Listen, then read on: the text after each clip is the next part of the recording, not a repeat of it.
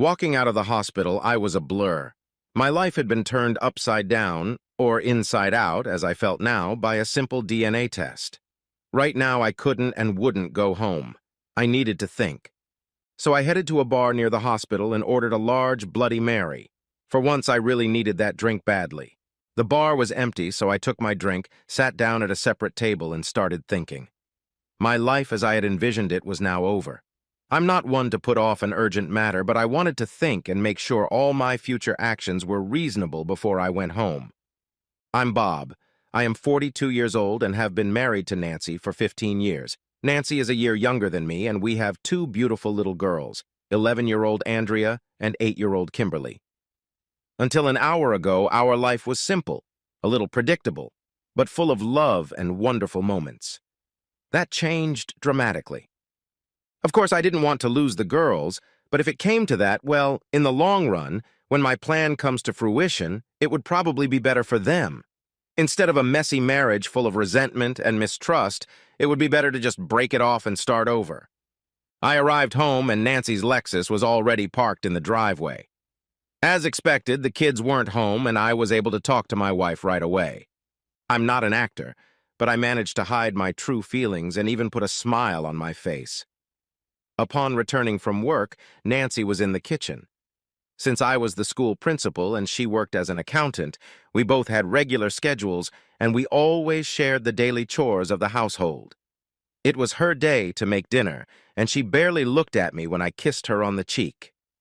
I got a good look at her. She was still as beautiful as when we met, just a little thicker, as we'd all gotten over the years. Busy for a few minutes, she finally put dinner in the oven and turned to me sitting at the kitchen table. As usual, her green eyes and blonde hair took my breath away.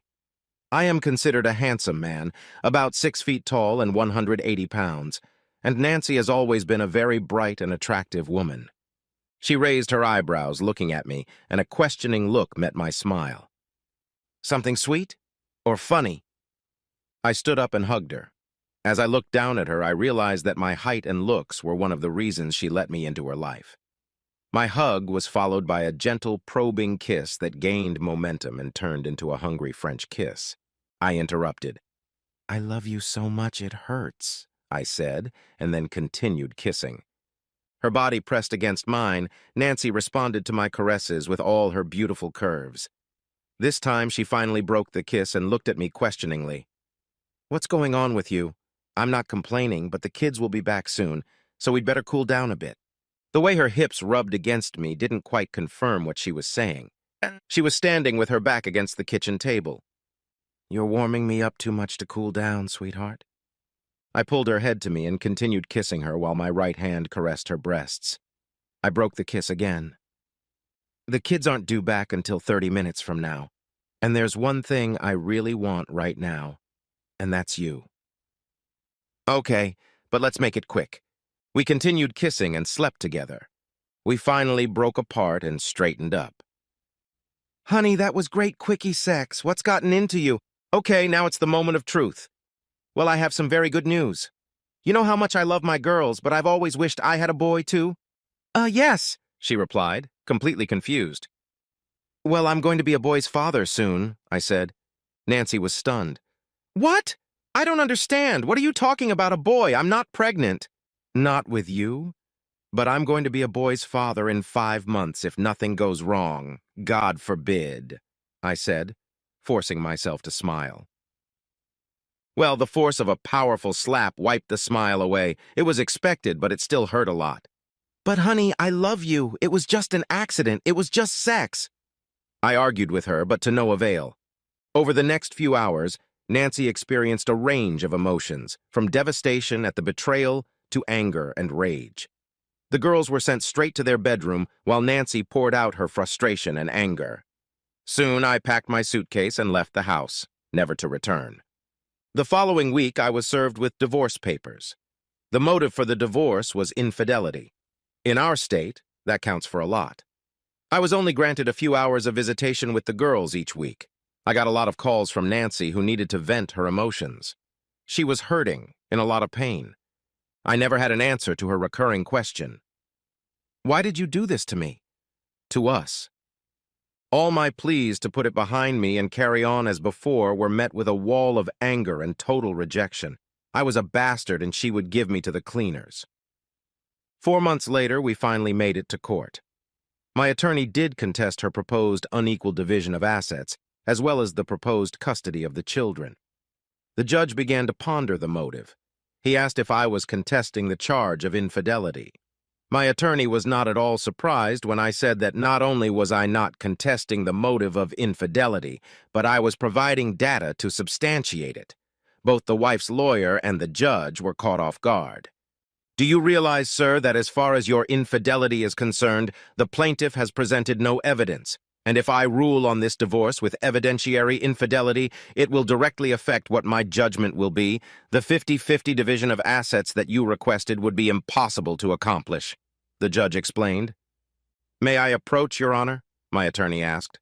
Both attorneys approached the judge. Nancy's attorney liked the development very much. However, I saw his smile frozen on his face as my attorney presented the judge with the medical DNA evidence of Nancy's long-term infidelity. I could tell the judge was really angry. After a while, he pulled both attorneys away from him. I knew what was going on, but Nancy had a puzzled look on her face. The lawyer whispered something to her. Her face turned pale as if blood had drained out of it. She looked at me with utter amazement. The judge said, "This is an unexpected turn of events, and I am really repulsed by the general impression that this court has been used and deceived. However, I must realize that divorce proceedings are always a way to get back at the other spouse." The judge looked at me.